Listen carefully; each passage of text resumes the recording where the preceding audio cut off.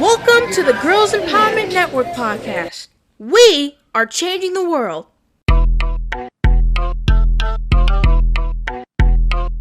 Hi, I'm Julie, Hi, my name is Samara. and we're the hosts of Girls Empowerment Network podcast. And today we're here with Chandra Cleveland. Hi, Miss Chandra. And so, what are you here today? What are you here to talk to us about? I'm a private investigator, so I'm here to talk to you and answer questions that you may have about your safety. All right. First question. What do you specialize in as a private investigator? I specialize in crimes against women, girls, and children.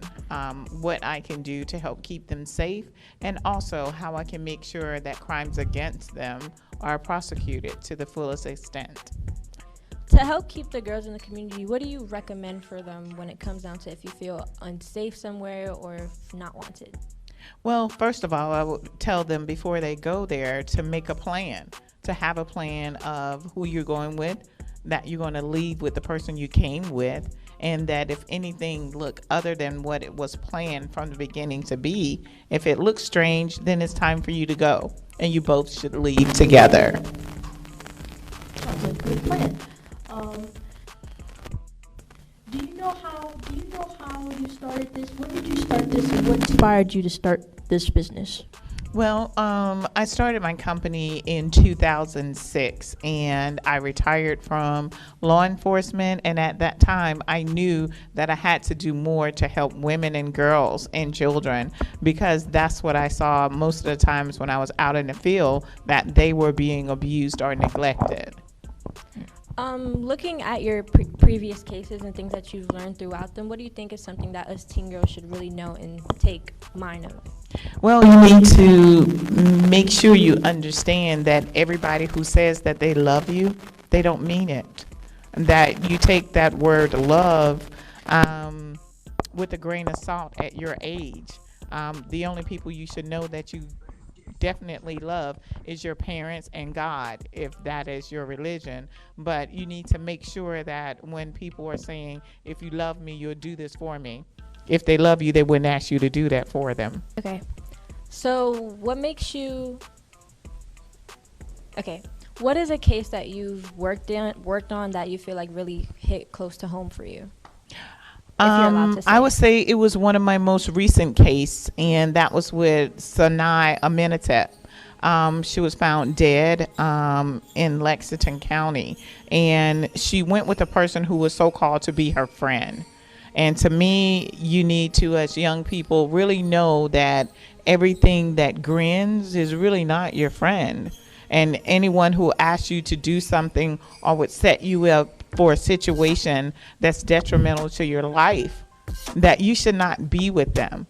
And, you know, on that note of just talking about things, when you are a teen and you think that you want to run away, in today's society, it's a very dangerous thing. If you think that you're going to run away and that another young male that is your age or either older is going to be able to protect you, you're setting yourself up for failure and possibly death. So, you know, choose your friends wisely, and know, like my mom used to tell me, if you can't come back and tell me what you did, then you shouldn't be doing it. So I tell a lot of young girls, as you're out there creating friends and y'all doing things together, or someone asks you to do something, if you can't go home and tell your mother that you did that, then maybe you shouldn't do it. Right. Sounds like a good plan. Are there any cases that have been the saddest to you? What are the saddest cases you've worked on? The size? No, saddest cases you've worked on. Heartfelt. Huh? The most heartfelt. Heartfelt cases you've worked on. I would say that one definitely with Sanai, but all of them are very heartfelt for me. This past weekend, I got 3 different calls of girls, young girls, who decided to go with older men that they thought they knew. And when they got there, the guy wanted them to do something that they were not willing to do. So he pistol whipped them and did some other things to them. And these were in 3 different cities that this information happened, and they called for help. So, it's just preparing me for a summer that I want to be able to talk to many young girls to say, make sure your decisions are good ones. Make sure someone knows exactly who you're talking to. And that if any guy out there ever tells you, let's keep our relationship a secret, that's your time to put on your track shoes and run. And run. Yeah. Run. Yes, definitely run away. So in the community, because me as a teenage girl, obviously there's certain things that my mother tells me that I obviously don't listen to when it comes down to guys and stuff like that. So what do you feel like is the really main thing that us girls should really like wire inside our heads, that this is something that you need to listen to, or else certain things like this can happen? Definitely your cell phones. You're connected to your cell phones at the hip. And things that I tell young girls that you should take in advice to cell phones, and cell phones are smartphones, they do not take that opportunity to. You're not there using your cell phone where you can get information that could save your life. You're not secretly keeping things on yourself that you would maybe somebody could use in order to find you or to rescue you. Such as you meet a guy online, he's in your DM, he's liking your every picture, you look at his status and you like, he is balling and he looks good and you're smiling and you're really getting hype about this. And one day he enters your inbox and he said, I want to meet up with you. And you said, I can't do that. He was like, we've been talking for a long time. Don't you trust me? I trust you.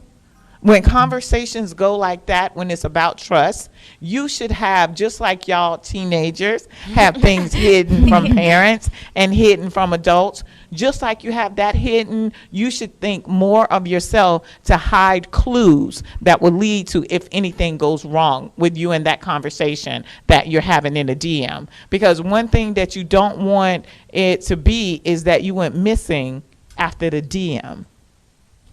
So I want a lot of young girls to think about that. And when your parents are telling you things and other friends that you meet say, oh, no, I don't want to meet your parents. I don't think I look presentable. Red flag, girl. Red flag. If you don't want to meet someone or meet my best friend so she would be able to describe who you are, right? You got to be a PI on yourself. My nonprofit is called It's On Me Too. It's on me too. To think safety as I go out into this world. So I'm hoping that more girls, especially this summer, because everybody's been cooped up, they want to get out and do everything this summer. Hot girl summer. Yes, yes. Don't let a hot girl summer turn into a snatch girl summer. Okay? No. Okay. Okay, so if you have like friends that are, connected to, boys that are not good for them, should you talk to them? What should you do? Girl. Girl. You need to pronunciate that R. Like girl. I'm trying to tell you, I seen this guy with another girl who said the same thing. You need to watch what you say. And you need to know when you tell a friend that they really understand this is for your health.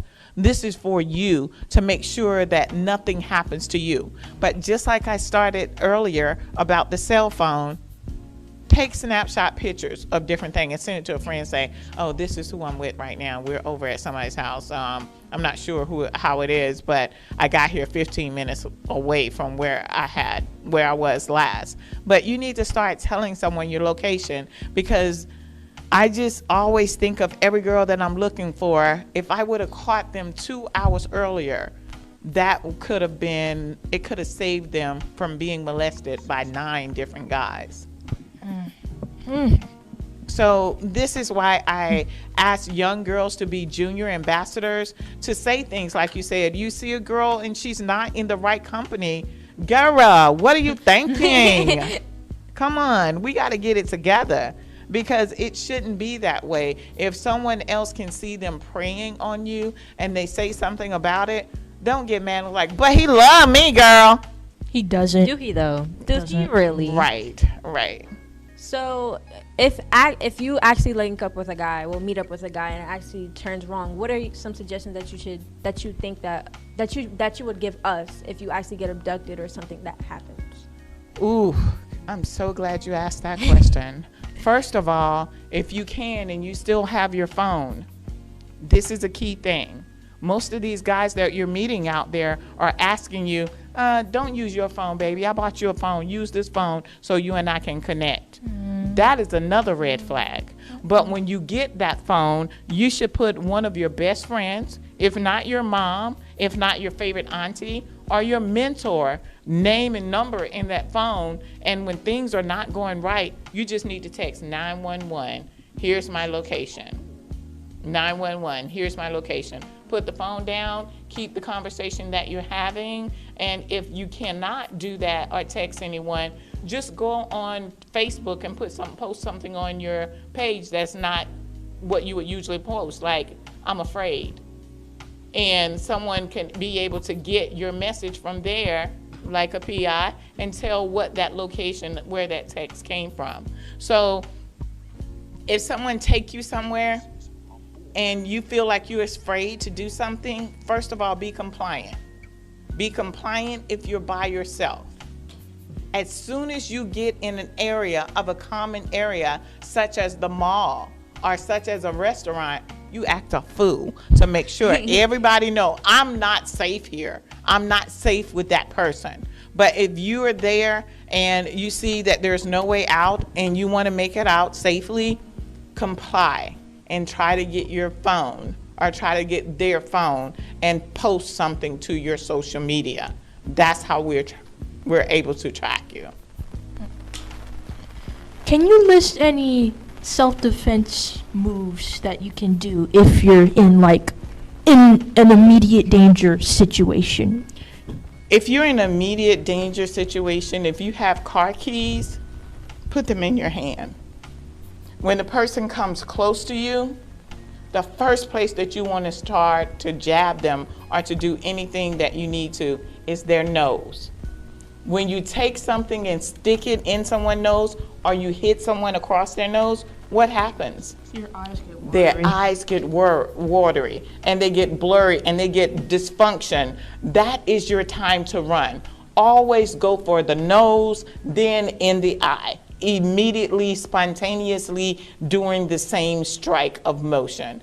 I have this thing that I teach called cat fight self-defense. I know some teenagers cannot do the cat fight self-defense because it is a weapon and they don't want you to use it in school. So that's why I tell kids, even if you don't have house keys yet, get some keys that nobody's using. Carry those keys around because they can help you defend yourself. With those keys, you can scratch them straight down their face. You can poke first in one eye. You can stab them in their wrist. When people are holding you and you do anything to strike them along their wrist, then they won't hold on to you. Their hands react and come open. Lessons like that and stuff like that where you learn how to defend yourself or certain clues, did you learn that personally or did somebody teach you? Well, it's something that I designed from knowing how children and girls and women were trapped. I reenacted all of those situations in order to come up to ways that will be able to help protect themselves. Are there any minor red flags, like if you're with a boy and they don't seem to be dangerous or whatever? Are there any minor red flags to look for? Well, not to look for, but what if you feel any kind of discomfort? It is, I need to go back home. I think my cycle just came on. Easy ways to get out of almost anything. So, you need to think safety. And this is what I'm trying to get young girls to do. Think safety on yourself. You have to save yourself without looking for other people to save yourself. But you also have to be careful.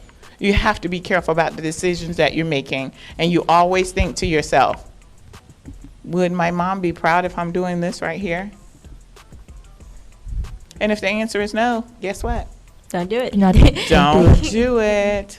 Well, thank you so much for being on our podcast today, Miss Sandra. It was a pleasure speaking to you. Thank you for having me anytime. Okay. Bye, y'all. Bye. Thank you for tuning into the Gen Podcast. A special thanks to our sponsors and all of those who made this podcast possible.